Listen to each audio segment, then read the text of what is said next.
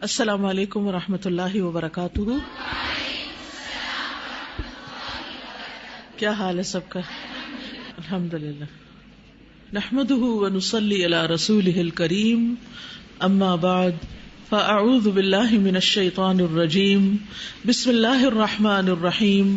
رب اشرح لی صدری ویسر لی امری واحلل عقدۃ من لسانی. باب النکاح، باب الحرۃ تحت العبد.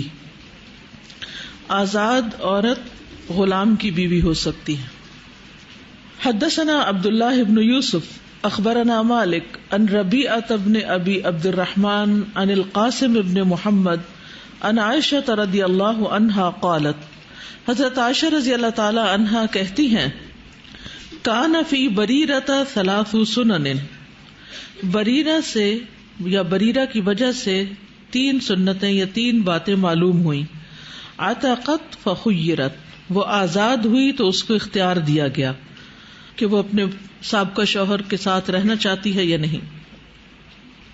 وقال رسول اللہ صلی اللہ علیہ وسلم، اور رسول اللہ صلی اللہ علیہ وسلم نے فرمایا، یعنی اسی کے معاملے میں، الولاء لمن اعتق، ولا اس کے لیے ہے، یعنی لونڈی غلام کا ترکہ اس کو ملے گا، لمن اعتق جو ان کو آزاد کرے. ودخل رسول اللہ صلی اللہ علیہ وسلم، اور رسول اللہ صلی اللہ علیہ وسلم داخل ہوئے، وبرمۃ علی النار، اور ہنڈیا آگ پر تھی. فقرب الیہ خبز وادم، تو آپ کے قریب کی گئی روٹی اور شوربہ، من ادم البیت، گھر کے شوربے میں سے یا سالن میں سے. فقال، تو آپ نے فرمایا، لم ار البرمۃ، میں نے نہیں دیکھا ہنڈیا کو، یعنی ہنڈیا والا کھانا کدھر ہے. فقیل لحم تصدق به علی بریرۃ، تو کہا گیا کہ وہ گوشت ہے جو بریرہ کو صدقہ میں دیا گیا تھا. وانت لا تاکل الصدقہ، اور آپ صدقہ نہیں کھاتے. فقال هو علیہا صدقۃ، تو آپ نے فرمایا وہ اس پر صدقہ ہے. ولنا ہدیۃ، اور ہمارے لیے وہ ہدیہ ہے، یعنی ہم اس کو کھا سکتے ہیں. تو یہاں امام بخاری جس بنیاد پر اس حدیث کو لائے ہیں وہ حدیث کے پہلے حصے میں بیان کی گئی ہے کہ آزاد عورت غلام کے نکاح میں رہ سکتی، نہیں جواز ہے. اس کا یہ مطلب نہیں کہ رہنا چاہیے، اس کا یہ مطلب ہے کہ اگر وہ رہے تو کوئی حرج نہیں، اس کی شریعت اجازت دیتی ہے، اور اگر نہ بھی رہے تو بھی کوئی حرج نہیں. یہاں مختلف سٹیٹس کے حامل لوگوں کا باہم نکاح کی بات ہو رہی ہے نا، کہ ایک امیر ہے، ایک نہیں ہے، ایک عمر میں بڑا ہے، ایک چھوٹا ہے، ایک غلام ہے، ایک آزاد ہے. تو یہ ڈفرینٹ سچویشنز ہیں. تو کیا اس سے نکاح کی شرعی حیثیت پر کوئی اثر پڑتا ہے یا نہیں؟ تو بتایا گیا کہ اس سے کوئی فرق نہیں پڑتا. ٹھیک ہے. اس میں قصہ یوں ہے کہ بریرہ رضی اللہ عنہا حضرت عائشہ کی لونڈی تھی، اور ان کو جب آزادی ملی تو انہیں اختیار دیا گیا کہ اگر چاہیں تو اپنے شوہر سے اپنا نکاح فسخ کر سکتی ہیں، اور اگر چاہیں تو اس کے ساتھ رہ بھی سکتی ہیں. تو یہ اختیار اس وجہ سے دیا گیا کہ آزادی کے وقت ان کا شوہر غلام تھا اور یہ آزاد ہو گئی تھی. ایک اور روایت سے اس کی وضاحت ہوتی ہے. تو جب بریرہ رضی اللہ تعالی عنہا کو یہ اختیار ملا تو انہوں نے اپنے خاوند مغیث سے علیحدگی کو پسند کیا، کیونکہ وہ غلام تھا. وہ بےچارے گلی کوچوں میں ان کے پیچھے روتے پھرتے تھے اور ان کا نام لے لے کر فریادیں کرتے تھے. تو نبی صلی اللہ علیہ وسلم کو ان پر بہت ترس آیا، تو آپ نے مغیث کے لیے سفارش کی اور بریرہ سے کہا کہ تم اسے اپنے خاوند کی حیثیت سے قبول کر لو. تو بریرہ رضی اللہ عنہ نے کیا کہا کہ اگر یہ آپ کا حکم ہے تو سر آنکھوں پر، اور اگر سفارش ہے تو میں معذرت کرتی ہوں. آپ صلی اللہ علیہ وسلم نے اس بات کا برا بھی نہیں منایا، کیونکہ آپ نے ایک ریکمنڈیشن دی تھی، اس کی سفارش کی تھی. اور اس سے یہ پتہ چلتا ہے کہ اگر آزاد عورت کا غلام کے نکاح میں رہنا جائز نہ ہوتا تو پھر رسول اللہ صلی اللہ علیہ وسلم یہ سفارش نہ کرتے. تو اسی سفارش سے امام بخاری نے یہ مسئلہ ثابت کیا کہ آزاد عورت کا غلام کے نکاح میں رہنا جائز ہے. اس کی تفصیل کتاب الطلاق میں بھی آئے گی. باب لا یتزوج اکثر من 4، باب نہ نکاح کرے، نہ شادی کرے 4 سے زیادہ عورتوں سے، یعنی کسی مرد کے لیے جائز نہیں. اب پھر جواز کی صورت ہے. ٹھیک ہے، کیا جائز ہے اور کیا نہیں. تو جائز نہیں کہ 4 عورتوں سے زیادہ کو نکاح میں رکھے، لقولہ تعالی، اللہ تعالیٰ کے اس فرمان پر، مثنا و ثلاثہ و رباع، دو دو اور تین تین اور چار چار.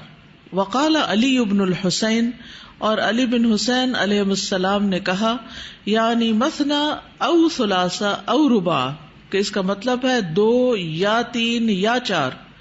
وقولہ جل ذکرہ، اور اللہ سبحانہ وتعالی کا فرمان ہے، الی اجنحۃ مثنا و ثلاثہ و رباع، کہ فرشتے جو سورۃ فاطر کے شروع میں آتا ہے کہ وہ پروں والے ہیں، دو یا تین یا چار، یعنی مثنا او ثلاثہ او رباع. تو اس سے پتہ ہی چلتا ہے کہ واو یہاں او کے معنوں میں آئی ہے.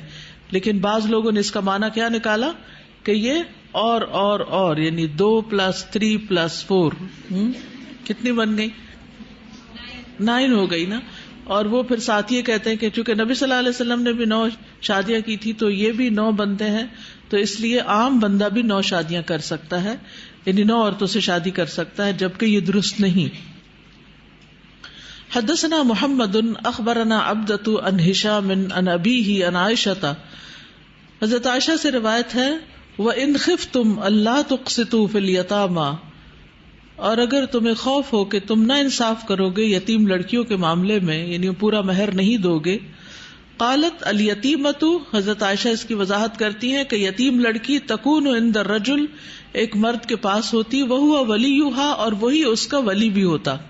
فیتزوجھا، تو وہ اس سے شادی کر لیتا، علی مالھا، اس کے مال کی بنا پر. ویسیء صحبتھا، اور بری کرتا اس سے تعلق داری، یعنی اس کے ساتھ معاملہ برا کرتا. ولا یعدل فی مالھا، اور وہ اس کے مال کے معاملے میں عدل نہیں کرتا تھا. فلیتزوج ما طاب له من النساء سواها، تو چاہیے کہ وہ شادی کر لے جو پسند آئے اس کو عورتوں میں سے، اس لڑکی کے سوا، یعنی اس یتیم بچی کے علاوہ. مثنا و ثلاثہ و رباع، 2 ہو سکتی ہیں یا 3 ہو سکتی ہیں یا 4 ہو سکتی ہیں ایٹ اے ٹائم، یعنی بیک وقت صرف 4 بیویوں کی اجازت ہے، اور اس سے زیادہ رکھنا حرام ہے. 5ویں جو ہوگی وہ اسی طرح حرام ہوگی جس طرح ماں یا بیٹی حرام ہوتی ہے. اور 4 کی اجازت بھی عدل و انصاف کے ساتھ ہے، مشروط ہے. اور یہ بات مزید روایات سے بھی واضح ہوتی ہے کہ 4 سے زیادہ شادی نہیں کر سکتے. غیلان الثقفی جب مسلمان ہوئے تو ان کی 10 بیویاں تھیں. رسول اللہ صلی اللہ علیہ وسلم نے فرمایا کہ 4 کا انتخاب کر لو اور باقی کو جدا کر دو. قیس بن حارث کہتے ہیں کہ میں جب مسلمان ہوا تو میرے پاس 8 بیویاں تھی. رسول اللہ صلی اللہ علیہ وسلم نے فرمایا ان میں سے 4 کو پسند کر لو. نوفل بن معاویہ جب مسلمان ہوئے تو ان کی 5 بیویاں تھیں. رسول اللہ صلی اللہ علیہ وسلم نے انہیں فرمایا 4 رکھ لو اور دوسری یعنی 5ویں کو چھوڑ دو. تو اس سے یہ پتہ چلتا ہے کہ یہ بات اجماع سے ثابت ہے کہ ایک وقت میں 4 عورتوں سے زیادہ شادی نہیں ہو سکتی. باب وَأُمَّهَاتُكُمُ اللَّاتِي أَرْضَعْنَكُمْ وَيَحْرُمُ مِنَ الرَّضَاعَةِ مَا يَحْرُمُ مِنَ النَّسَبِ. باب ہے اور تمہاری مائیں، سورۃ النساء کی آیت نمبر 23 کا ایک حصہ ہے. وَأُمَّهَاتُكُمْ، اور تمہاری وہ مائیں، اللَّاتِي أَرْضَعْنَكُمْ، جنہوں نے تمہیں دودھ پلایا، یہ بھی تم پر حرام ہے کہ ان سے تم شادی کرو. وَيَحْرُمُ مِنَ الرَّضَاعَةِ، اور حرام ہو جاتا ہے رضاعت کے سبب، ما یحرم، جو حرام ہو جاتا ہے، من النسب، نسب کی وجہ سے، یعنی نسب کی بنا پر بھی وہ رشتے حرام ہو جاتے ہیں. تو اس سے یہ پتہ چلتا ہے کہ رضاعت جو ہے وہ بھی بہت اہم معاملہ ہے حرمت کے معاملے میں، یعنی رشتوں کو حرام ٹھہرانے کے معاملے میں. تو امام بخاری نے یہاں اس عنوان سے دودھ کے احکام کے مسائل بیان کرنے شروع کیے. رضاعت کہتے ہیں دودھ پلانے کو. تو دودھ پینے سے ایسا رشتہ قائم ہو جاتا ہے کہ دودھ پلانے والی عورت، اس کا خاوند، اس کی بیٹی، اس کی بہن، اس کی پوتی نواسی، پھپھی، خالہ، باپ، بیٹا، نانا، بھائی، پوتا، نواسا، چچا، یہ سب شیر خوار کے محرم ہو جاتے ہیں.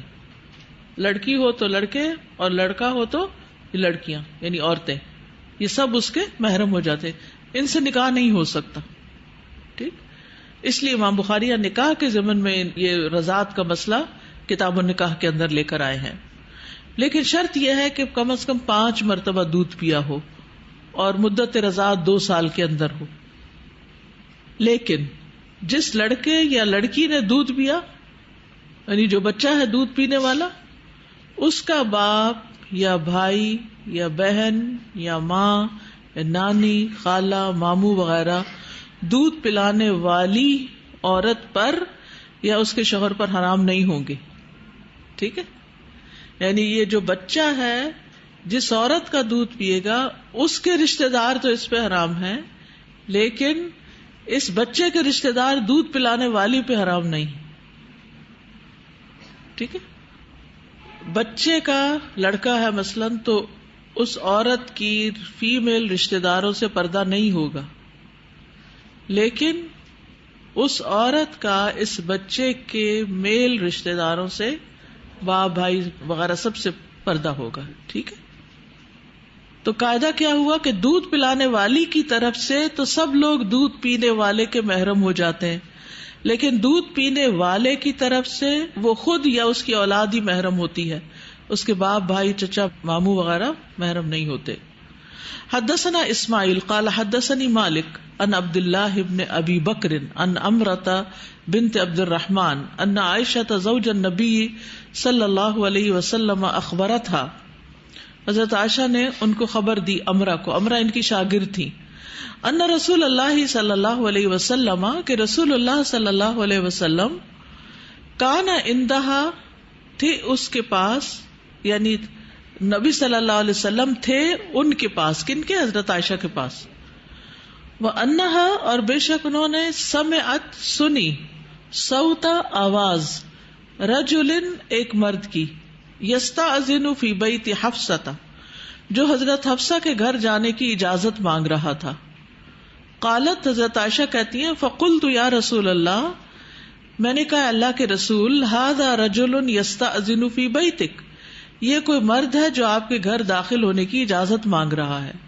گھر چونکہ قریب قریب تھے، ایک چھوٹا چھوٹا کمرہ ہی تو تھا، اور وہ بھی کوئی بہت پکے پلستر سے تو نہیں بنا ہوا تھا، تو آوازیں ادھر سے ادھر جاتی تھی. فقال النبی صلی اللہ علیہ وسلم، تو نبی صلی اللہ علیہ وسلم نے فرمایا، اراہ فلانا لعم حفصہ من الرضاع، اراہ میرا خیال ہے کہ وہ فلاں شخص ہے جو حفصہ کا رضاعت میں چچا لگتا ہے. قالت عائشہ، تو حضرت عائشہ کہنے لگی، لو کان فلان حیا لعمها، کیا اگر فلاں زندہ ہوتا اس کا چچا، یعنی حضرت عائشہ کا، من الرضاعت دودھ پلانے سے، دخل علیہ تو وہ بھی میرے پاس آ سکتا تھا. فقال نعم، آپ نے فرمایا ہاں. الرضاعت تحرم ما تحرم الولادت، رضاعت حرام کر دیتی ہے جو ولادت حرام کر دیتی ہے، یعنی ولادت سے بھی جو رشتے حرام ہوتے ہیں وہی رضاعت سے بھی حرام ہو جاتے ہیں. ٹھیک ہے، تو رضائی چچا کی دو صورتیں ہیں، یعنی رضائی چچا کیسے بنیں گے. اچھا پہلے آپ بتائیے رضائی چچا کون ہوگا. ہاں، جس عورت کا دودھ پیا اس عورت کا جو شوہر ہے اس کا بھائی، یہ رضائی چچا ہوگا. ٹھیک ہے. اچھا، دوسری صورت یہ کہ جس عورت کا دودھ پیا جائے اس کے خاوند کا بھائی دودھ پلانے والے کا رضائی چچا ہوگا، اور یہ کہ والد کے ہمراہ جس نے دودھ پیا ہے، یہ ایک اور صورت ہے، باپ کے ساتھ جس نے دودھ پیا ہے. ٹھیک ہے، تو وہ اولاد کے لیے رضائی چچا ہو جائے گا. ایک تو صورت جو آپ نے بتائی درست ہے، اور دوسرا یہ کہ کسی کے باپ نے کسی عورت کا دودھ پیا تھا تو اس کے ساتھ ایک اور بچے نے بھی دودھ پیا تھا، تو وہ دونوں ان کی دودھ شریک ماں تھی، تو وہ لڑکا رضائی بھائی ہوا باپ کا، تو وہ اس کا چچا ہو گیا رضائی. سمجھ آ گئی؟ یاد رکھیے رضاعت سے پردے کا حکم ساقط ہو جاتا ہے، اجنبیت ختم ہو جاتی ہے. یعنی جس عورت کا دودھ پیا جائے وہ ماں بن جاتی ہے، عورت کا شوہر باپ بن جاتا ہے، اس کا بھائی ماموں بن جاتا ہے، اس کی بہن رضائی خالہ بن جاتی ہے، لیکن وراثت میں حصے دار نہیں ہوتے. یہ فرق ہے ولادت اور رضاعت میں. اور اخراجات کی ذمہ داری اس رضاعت سے ثابت نہیں ہوتی، یعنی اگر کوئی کسی کا رضائی باپ ہے تو وہ اس بچے کے اخراجات کا ذمہ دار نہیں ہے. ٹھیک ہے. رضاعت کی دو شرائط ہے. کون کون سی؟ نمبر 1، 5 دفعہ دودھ پیا ہو. نمبر 2 سال کے اندر دودھ پیا ہو. اگر کسی نے 1 یا 2 مرتبہ دودھ پی لیا یا مدت رضاعت کے بعد دودھ پی لیا تو اس سے حرمت ثابت نہیں ہوگی. اس کی کیا صورتیں ہو سکتی ہیں؟ کبھی ایسا بھی ہوتا ہے نا کہ بہنیں اپنے بچے چھوڑ کے چلی جاتی ہیں بازار اور لگا دیتی ہیں بہت دیر، وہاں جا کے بھول جاتی ہیں کہ بچہ بھی ہے کوئی پیچھے، جو ٹوٹلی ڈپینڈ کرتا ہے ماں پہ. ٹھیک ہے، اور اب وہ جو بہن سنبھال رہی ہے اس سے کسی طرح بچہ سنبھل ہی نہیں رہا، اب وہ روئے چلے جا رہا ہے اور کچھ کھاتا بھی نہیں کیونکہ بہت چھوٹا ہے، اور وہ خود بھی ایک بچے کی ماں ہے. تو اگر اس نے ایک دفعہ اس بچے کو دودھ پلا دیا تو اس سے حرمت نہیں ہوگی، کیونکہ بہت سے لوگ اس طرح کے مسائل پوچھنے کے لیے آ جاتے ہیں اور وہ کہتے ہیں کہ اب یہ شادی کا معاملہ ہے، کزنز کی شادی ہے، اب وہ کہتی کہ مجھے یاد پڑتا ہے کہ میں نے ایک دفعہ اس طرح دودھ پلا دیا تھا. تو ایک دفعہ دودھ پلانے سے کوئی بات نہیں، ٹھیک ہے. اور شک کا معاملہ بھی جب تک یقینی بات نہ ہو تو شک کو کنسیڈر نہیں کیا جائے گا. یعنی بچپن میں تو کھیل کھیل میں بھی چلو میں اس کو اپنا بیٹا بنا لیتی ہوں، چلو اس کو دودھ پلا لیتی ہوں، لیکن بڑے ہو کے بعض اوقات پر مسائل کھڑے ہو جاتے ہیں، بچوں میں انڈرسٹینڈنگ ڈیولپ ہو جاتی ہے یا رشتہ کرنے کی ضرورت پیش آتی ہے، تو اس لیے سوچ سمجھ کے ہی بہن بھائی کے بچے کو دودھ پلانا چاہیے. جی، جیسے میری جو والدہ ہے نا، ان کے بھائی کوئی نہیں ہے اپنے سگے، تو انہوں نے اپنی خالہ کا دودھ پیا ہوا ہے. تو جو خالہ کے بیٹے ہیں وہ امی کے بھائی ہیں نا، ہاں، تو الحمدللہ وہ ان کے ساتھ ان کا پردہ نہیں ہے اور آنا جانا پھر گھروں میں آسان ہو جاتا ہے. بھائیوں کی کمی جو ہے وہ بالکل وہاں سے پوری ہوگی. ہاں، اس صورت میں ہو جی، سکتا اس طرح کی چیزیں. جی. ایک اور سر جی یہ بات تھی کہ جو 5 دفعہ والی بات ہے، یعنی اس سے مراد کیا 5 سٹنگز ہیں یا 5 دفعہ اچھی طرح سک کرنا ہے؟ نہیں، 5 سٹنگز ہیں، 5 الگ الگ ٹائم ہیں. 5 دفعہ پیٹ بھر کے دودھ پینا تاکہ وہ جسم کا حصہ بن جائے. 5 چسکیاں نہیں. رضائی یہ جو بچہ ہوگا اس کے پھر باپ کا نام رضائی باپ کا تو نہیں لگا؟ نام بھی نہیں لگے گا، وراثت میں بھی حصہ نہیں ہوگا، کچھ نہیں، بس صرف یہ کہ شادی نہیں ہو سکتی، پردہ نہیں ہوگا. مالی معاملات، وراثت کے معاملات وہ سب اپنے اپنے گھروں میں خود طے کریں گے.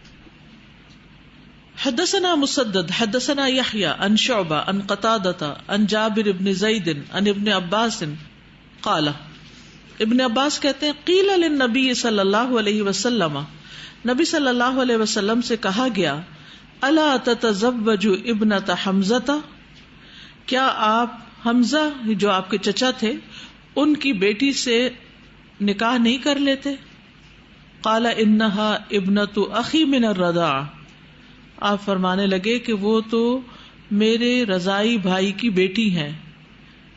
یعنی سویبہ نے حمزہ اور نبی صلی اللہ علیہ وسلم کو کٹھے دودھ پلایا تھا، یعنی دونوں کو دودھ پلایا تھا. کٹھے کا مطلب یعنی کہ ایک ہی وقت میں. وقال بشر بن عمر حدثنا شعبہ سمعت قتادہ سمعت جابر ابن زید مثلہ، دوسری سند سے بھی ایسے ہی آیا ہے. دیگر روایات میں آتا ہے حضرت علی رضی اللہ عنہ نے ایک مرتبہ رسول اللہ صلی اللہ علیہ وسلم سے عرض کی، اے اللہ کے رسول، رشتے ناطے کے لحاظ سے آپ کا رجحان قریش کی طرف ہے. رسول اللہ صلی اللہ علیہ وسلم نے فرمایا، آپ کے پاس کچھ ہے جسے میں پسند کروں؟ انہوں نے کہا حمزہ کی دختر سے شادی کر لیں جو آپ کے چچا کی بیٹی ہے.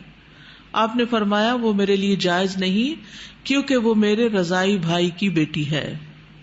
ٹھیک ہے، تو نبی صلی اللہ علیہ وسلم کا حضرت حمزہ سے رشتہ تھا رضاعت کا، کیونکہ ابو لہب کی لونڈی سویبہ کا دودھ پیا تھا آپ نے بھی اور حمزہ رضی اللہ عنہ نے بھی.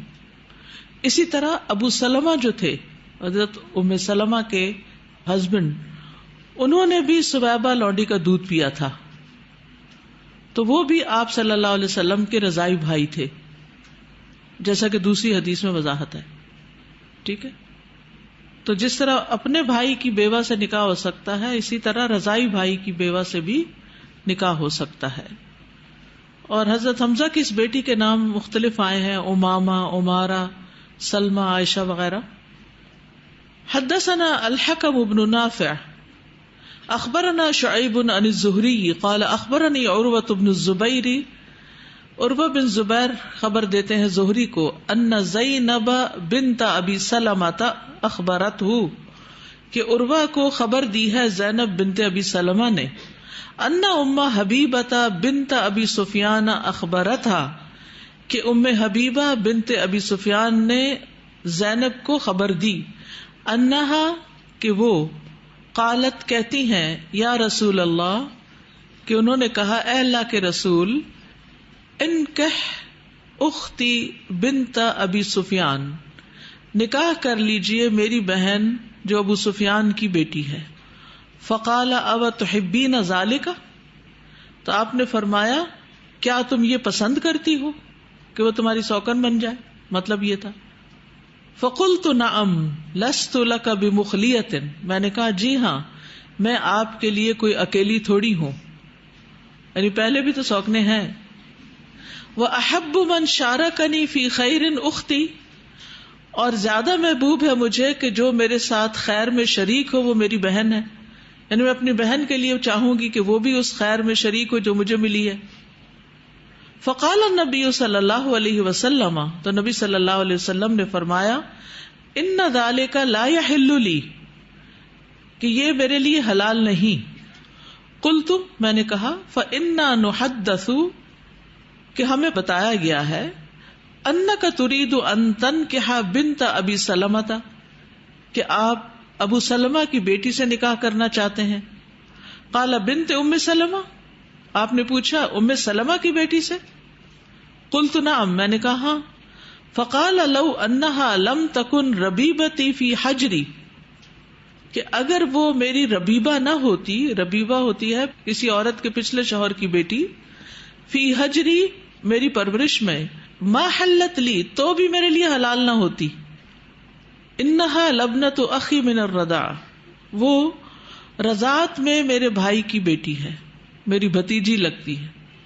ارضعتنی و ابا سلمۃ ثویبۃ، مجھے اور ابو سلمہ کو ثویبہ نے دودھ پلایا تھا۔ فلا تعرضنا، تو نہ تم پیش کرو، علیہ، مجھ پر، بناتکن، اپنی بیٹیوں کو، ولا اخواتکن، اور نہ اپنی بہنوں کو۔ بہن کس نے پیش کی تھی؟ ام حبیبہ نے، اور بیٹی ام سلمہ کی۔ قال عروۃ وثویبۃ مولات لابی لہب، عروہ کہتے ہیں اور ثویبہ جو تھی وہ ابو لہب کی لونڈی تھی۔ کان ابو لہب اعتقہا، ابو لہب نے اس کو آزاد کر دیا تھا۔ کب؟ جب نبی صلی اللہ علیہ وسلم کی پیدائش کی خوشخبری لے کر آئی تھی۔ فأرضعت النبی صلی اللہ علیہ وسلم، تو اس نے نبی صلی اللہ علیہ وسلم کو دودھ بھی پلایا۔ فلما مات ابو لہب، پھر جب ابو لہب فوت ہو گیا، اریہ بعض اہلہ، وہ دکھایا گیا اپنے بعض گھر والوں کو، کہتے ہیں حضرت عباس ابن عباس کو خواب میں نظر آیا تھا، بشر حیبۃ، بہت بری حالت میں۔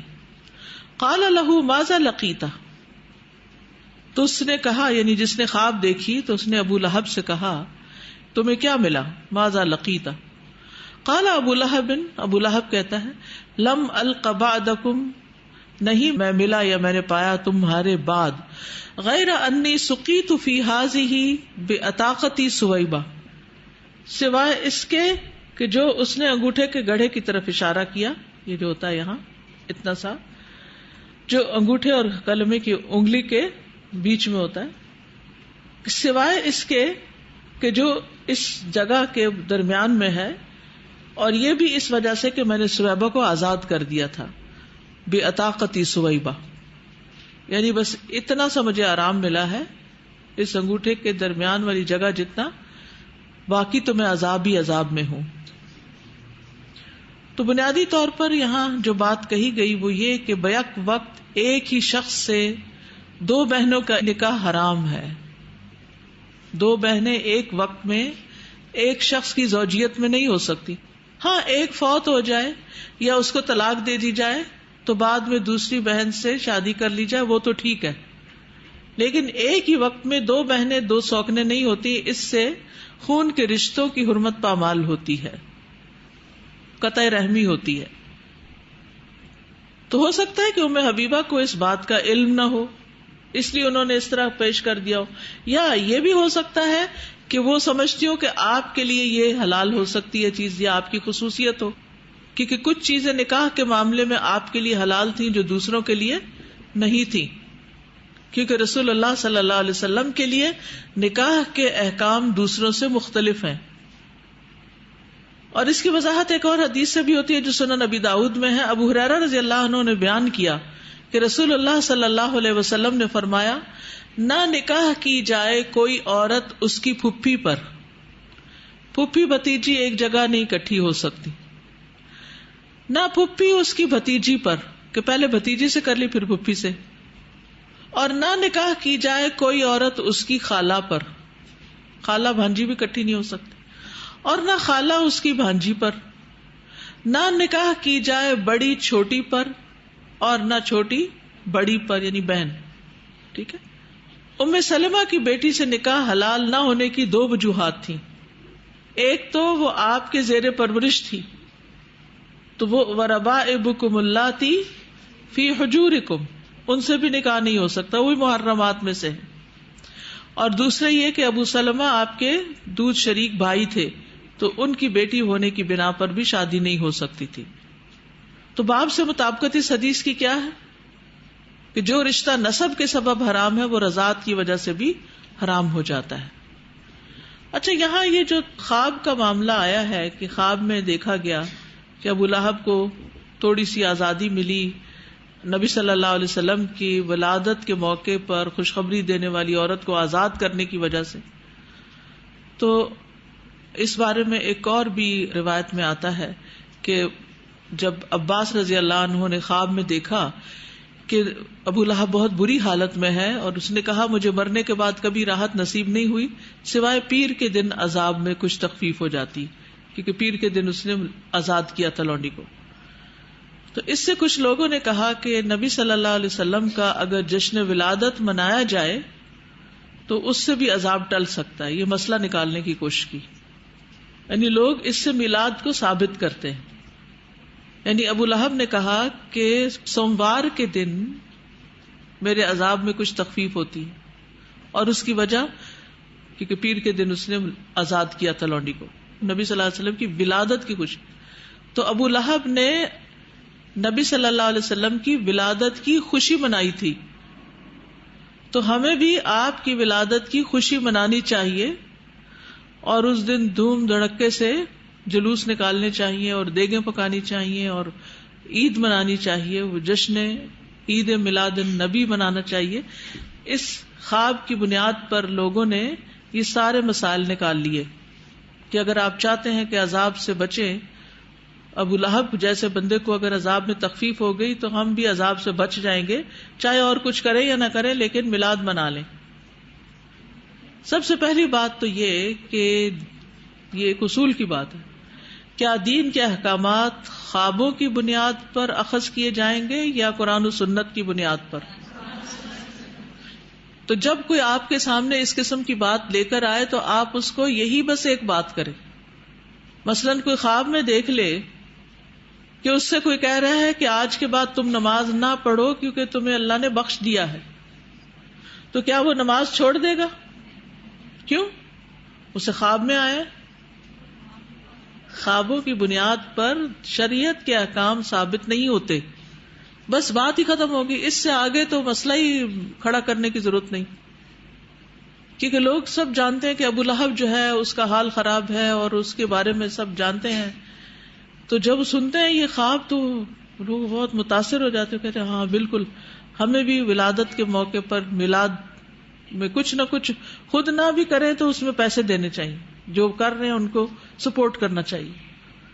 نہیں بھائی، خواب کی بنیاد پر دین کے احکامات ثابت نہیں ہوتے. پھر دوسری بات یہ ہے کہ جشن میلاد آپ صلی اللہ علیہ وسلم نے کیا خود منایا تھا؟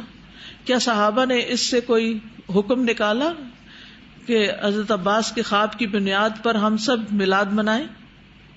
اس دن عید کی بجائے نبی صلی اللہ علیہ وسلم نے سوموار کے دن روزہ رکھا. آپ صلی اللہ علیہ وسلم ہر پیر کو روزہ رکھتے تھے. میلاد مناتے یا عید مناتے تو پھر تو کھانا پینا ہونا چاہیے تھا. صحابہ نے اس کی وجہ پوچھی تھی کہ آپ اس دن روزہ کیوں رکھتے ہیں؟ آپ نے فرمایا میں اس دن پیدا ہوا تھا اور اسی دن مجھے نبوت ملی تھی. اگر آپ کی پیدائش کا دن تھا تو پھر آپ نے اس دن روزہ تو نہیں رکھنا تھا نا, وہ تو پھر کچھ کھانا پینا, کوئی پارٹی ارینج ہونی چاہیے تھی, جیسے لوگ برتھ ڈے پارٹی کرتے ہیں. اب کوئی کہے نا برتھ ڈے پارٹی کرنی ہے تو اس کو کہیں نبی صلی اللہ علیہ وسلم نے اپنے برتھ ڈے کے دن روزہ رکھا تو چلے مل کے روزہ رکھتے ہیں, برتھ ڈے مناتے ہیں. ٹھیک ہے. پھر ایک اور بات یہ کہ نبی صلی اللہ علیہ وسلم کا یوم ولادت آپ کا یوم وفات بھی ہے. آپ اگر پیدا اس دن ہوئے تھے تو فوت بھی اسی دن ہوئے تھے.